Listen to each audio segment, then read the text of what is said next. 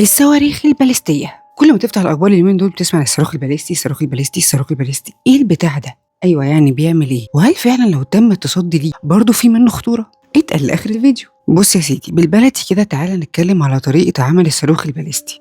أولا الصاروخ بيبقى واقف على منصة إطلاق، ويلا هوب هم قرروا إن هم يضربوا المكان الفلاني، بيحصل فرقعة قوية تحت الصاروخ وبيطير لفوق بسرعة وقوة كبيرة جدا، بيطلع بره الغلاف الجوي ويبقى موجود في الفضاء. بما ان هو موجود في الفضاء فبالتالي مفيش عنده احتكاك، فسرعته مش هتقل، فالصاروخ بيفضل ماشي على حسب توجيهه لحد ما يقرب من الهدف. الصاروخ اول ما يقرب من الهدف بيوجه راسه لتحت ويدخل جوه الغلاف الجوي بسرعة كبيرة جدا، وطبعا الجاذبية بتعمل شغلها وبتساعده ان هو يبقى اسرع كمان لحد ما هوب يصيب الهدف. خليني بس اقولك ان خطورة الصاروخ ده في راسه.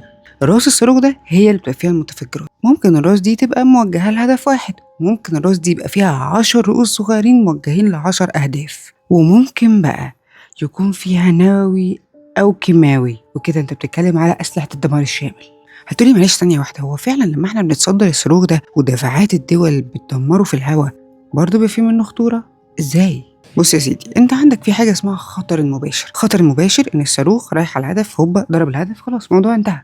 ولكن لو تم ضرب الصاروخ وهو في السماء بيتكسر لعدد كبير جدا من الشظايا الرفيعة اللي بتنزل بقوة كبيرة جدا من السماء كأنها رصاص. لو نزلت على منطقة سكنية بتسبب إصابات كتيرة جدا.